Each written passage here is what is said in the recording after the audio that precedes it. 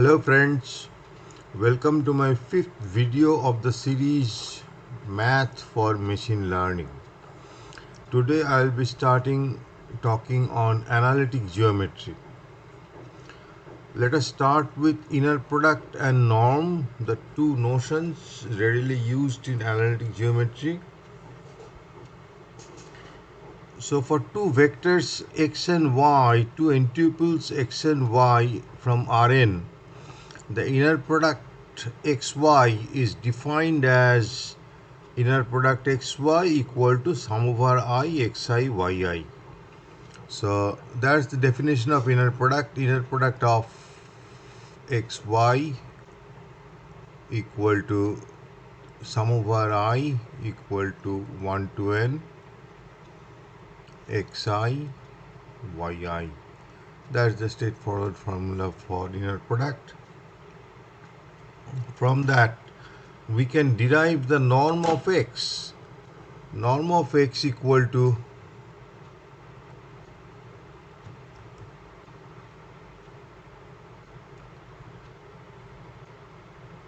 norm of x equal to root over inner product x with itself.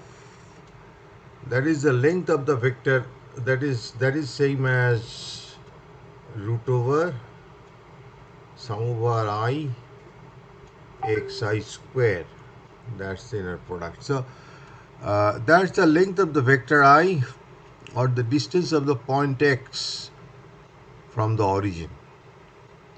Now it's an Euclidean norm known as L2 norm. This is known as L2 norm. And there is another norm which is known as L1 norm and is called the Manhattan norm. Is defined by norm x equal to sum over I mod xi. Sum of the absolute value of the coordinates. That's the L1 norm known as Manhattan norm, and root over summation xi square is the Euclidean norm or the L2 norm. Now there are some properties of the norm. Firstly, a norm should be absolutely homogeneous. That is norm of lambda x equal to mod of lambda into norm of x. That's absolute homogeneity. Then triangle inequality should hold. Norm of x plus y is less than or equal to norm of x plus norm of y. That's the triangle inequality. And positive definite. Norm of x is greater than or equal to 0 and norm of x equal to 0 if and only if x is the 0 vector. So these are the properties of the norm: absolute homogeneous, triangle inequality, and positive definite.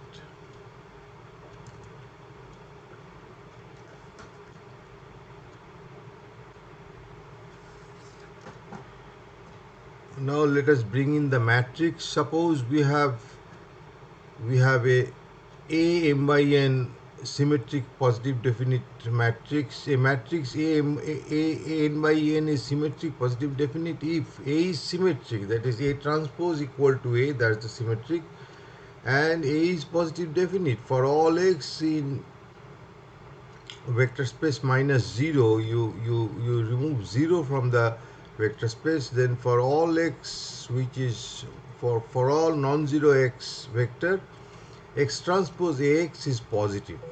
That's the definition of positive definite. Now let us see some examples. For symmetric matrix A1 equal to 9, 6, 6, 5, for any x, x transpose A1 x is x1, x2 into 9, 6, 6, 5 into x1, x2, and if you calculate it, it comes out to be 3x1 plus 2x2 whole square plus x2 square, which is positive for any non-zero x. So A1 is symmetric, A1 is positive definite.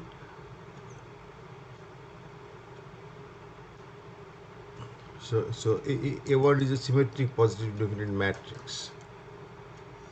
Now, if you take the matrix not 9665 but 9663, and if you multiply with 2 minus 3 transpose 9663, 2 minus 3, and if you calculate it, 18 minus 18, so first is 0, then 12 minus 9 second is 3, so 0 3 into 2 3, 2 minus 3 is minus 9, which is negative. So 9663 is not positive definite. It's symmetric, but it's not positive definite.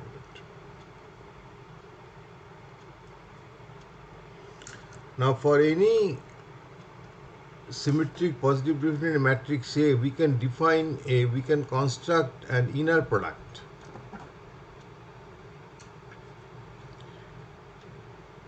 For a symmetric positive definite A n by n, we may define the inner product of xy as x transpose ay. Now, that's an inner product. It will pass through all the properties of the inner product, and if you define a norm out of it, it will pass through all the properties like absolute homogeneity, then all the three properties of norm, triangle inequality, and positive definite. So we define our inner product as x transpose ay, and the corresponding norm is defined as norm of x equal to root over x transpose ax. That's a valid norm. Now there is a theorem that not only this is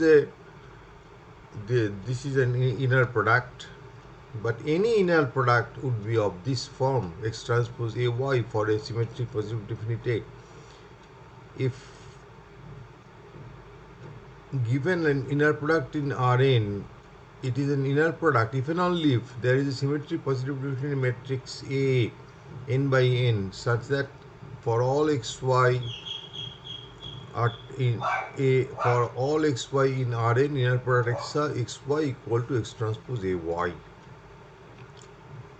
So that's the theorem. I'm not going to the proof of it. Clearly, if you see inner product of inner product of inner product of xy equal to summation xi yi is nothing but x transpose I y for the identity matrix n by n, which is symmetric and positive definite. So that's the general definition of a norm x transpose ay, and the general definition of the inner product x transpose ay, and general definition of norm root over x transpose ax. Now there is an important inequality, we all know about it, Cauchy-Schwarz inequality. It says modulus of inner product of xy is less than equal to norm of x into norm of y. That's known as Cauchy-Schwarz inequality. Thank you. I'll stop here. In the next video, we will get more on analytic geometry. Thank you.